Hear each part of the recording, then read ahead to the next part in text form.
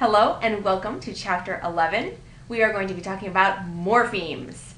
By morphemes, of course, I mean the smallest units of meaning in a language. What if I told you that morphemes are the smallest units of meaning? So they have to have meaning. That's one characteristic of the morpheme. And that meaning has to be the same when the morpheme appears as a component in other words. Okay, so it's a small, usually, unit of meaning. It has to be able to stand on its own. A lot of students say at this point, well, doesn't that mean a morpheme is just the same as a syllable? No, don't be ridiculous. Syllables are units of sound. Morphemes are units of meaning. Okay. So here are some examples of two-syllable morphemes.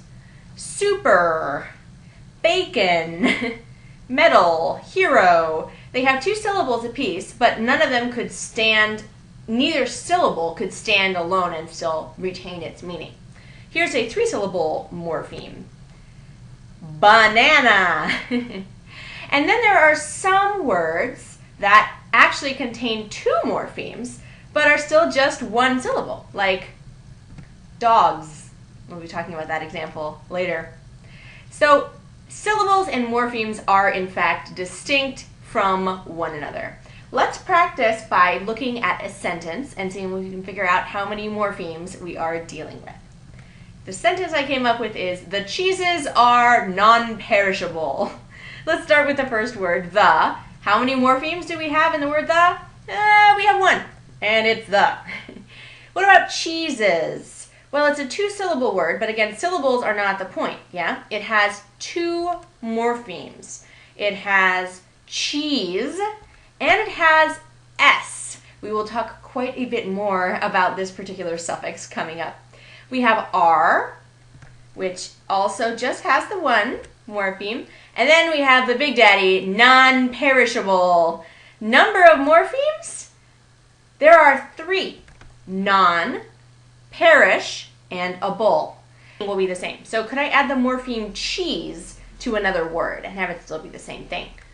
Sure. I could add it to the morpheme y and get cheesy. Same meaning, different suffix. And s, of course, can make anything plural, like rutabagas. What about non-perishable? I'm going to apply each morpheme to another word and see if it will retain the same meaning. So I came up with non-committal, perished, and washable. That's where we get these bulldog bathtub pictures here. Washable. Okay. So we've proved that those were in fact distinct morphemes because we popped them onto other words and they retain their same meaning. Let's check now on our understanding of important morpheme concepts, bases and affixes. There are two types of morphemes, bases and affixes. The base is the thing that gives the word its primary lexical meaning. So in the word cheeses, the base, of course, is cheese. In the word non-perishable, with those three morphemes, the base, the one that gives the word its primary lexical meaning, is perish. Affixes are everything else, yeah? The things you affix or join to add additional layers of meaning. So the affix in the word cheeses is s. The affixes in the word non-perishable are non and able. Prefixes, I've come up with a handy-dandy little chart for us. Prefixes are affixes that come before the base, and suffixes are affixes that come after. So the broad category morpheme breaks into two subsets, base and affix. The category affix breaks into two subsets as well, prefix and suffix. Let's talk about inflectional affixes. We're going to talk more about this in Chapter 12, but what's cool about these inflectional affixes is that there are only 8 of them total. There are 2 noun inflections, the s that makes things plural and the s that makes things possessive. There are verb inflections, s for third person singular. He walks. I'm applying s to walk. Ed for the past tense, en for the past participle, ing for the present participle, and the adjective and adverb inflections comparative, er, and superlative, en. Let's talk a little bit more about these inflectional affixes. They're all suffixes, and they don't represent new words. Okay, so dogs plural and dogs possessive have different inflectional suffixes. One has the plural S and one has the possessive S. But even though they do have slightly different meanings, it's not really correct to think of them as distinct words. It's more like they're variations on the same words. Okay, we're not getting new words out of them. We're not deriving anything new. Stay tuned for that. Another thing that's cool about inflectional affixes is that they're super duper regular. They always go at the end, and they work on almost everything. There are only a few verbs in English that aren't going to take those inflectional affixes. So these are distinct from the derivational affixes. Derivational affixes can be prefixes or suffixes.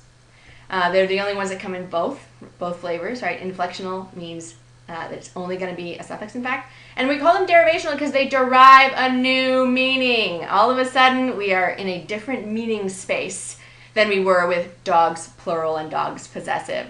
Another thing that's kind of funky about the derivational affixes is that they're super irregular and unsystematic and arbitrary. Yay, English!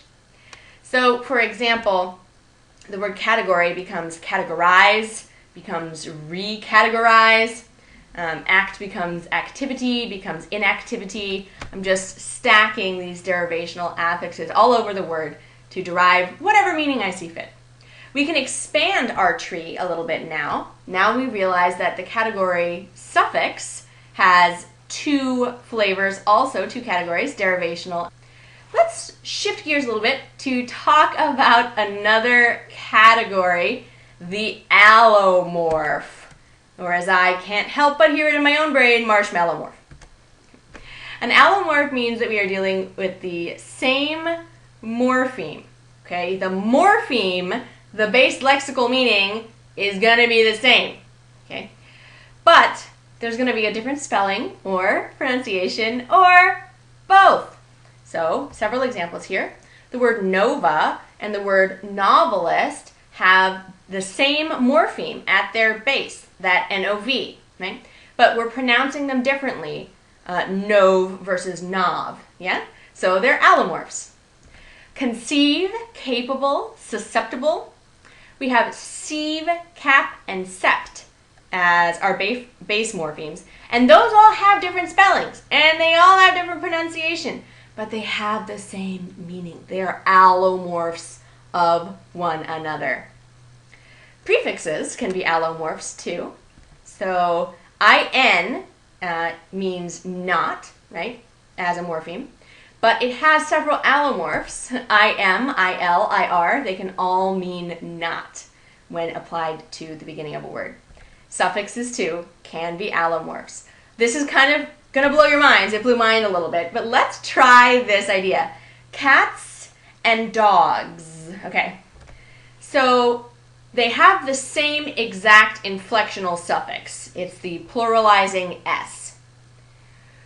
But even though it looks the same, we're pronouncing it differently because the S sound that follows an unvoiced sound, like T, comes out like S, cats. But following a voice sound, like G, comes out Z. You can do this cool hand-on-throat test to tell the difference. So place your hand right on your throat, just a couple of fingers there, very lightly, and then say the word cats. You'll feel that your fingers do not sense any vibration from your throat when you say the S syllable, cats. When you say the word dogs, though, dogs, you'll notice that it's coming out Z because it's following a voiced sound like G. Okay. So even though they look exactly the same and you never thought about it this way before, S and Z are, the plural S, when applied to two different words, can be an allomorph of itself. Let's talk about another category of language here, the homonym. When we're talking about homonyms and other words of their ilk, we're meaning several different things. So first of all, a homonym itself, same spelling, same sound, different meaning. So foot, the body part, is really different than foot, the unit of measurement. We're talking about two different concepts, even though the words are spelled the same way and they sound the same when pronounced.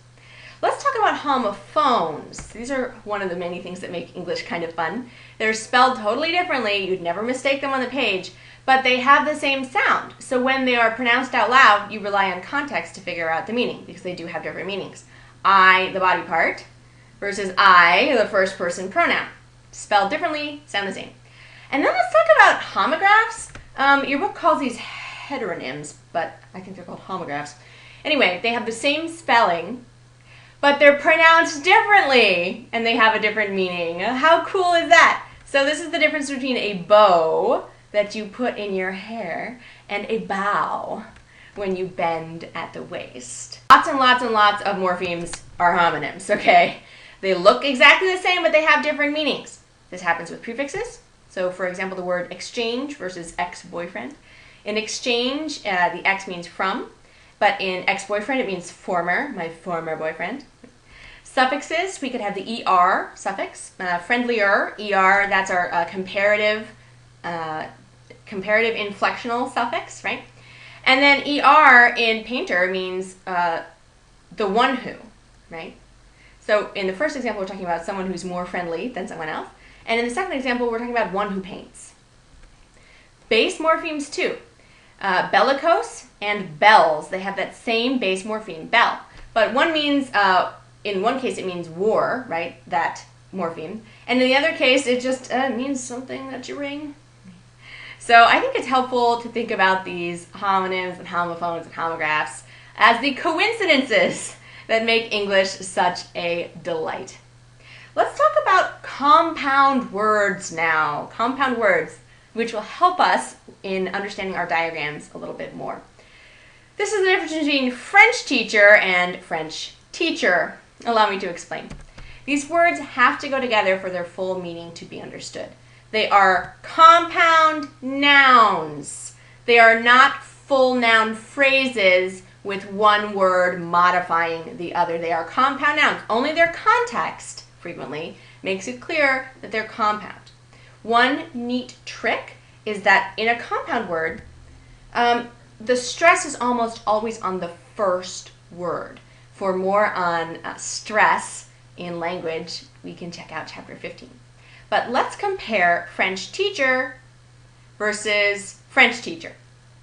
A French teacher is a compound word, someone who teaches French.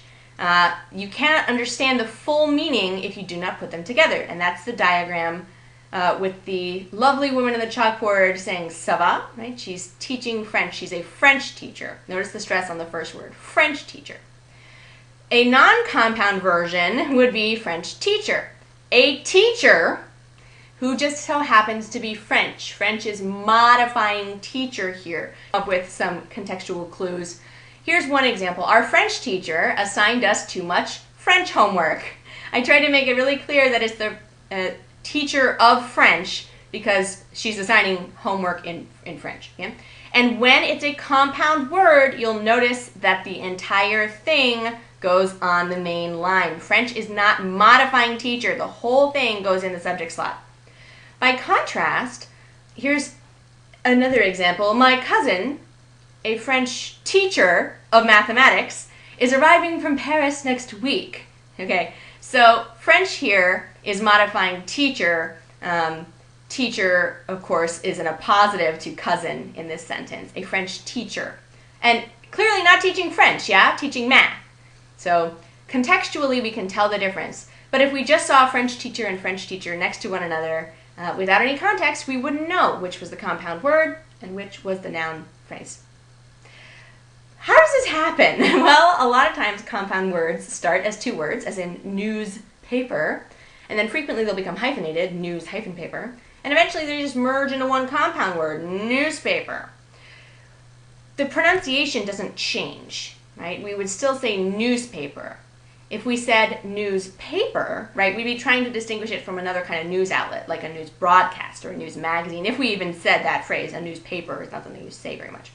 But the takeaway here is that just because something is spelled as two separate words doesn't mean it can't be a compound word. This is how compound words get their start. So be on the lookout for these compound words when you diagram. Butch says, morphemes can be a little complicated, so keep up your study, keep up the good work, and you will have success. Talk to you soon.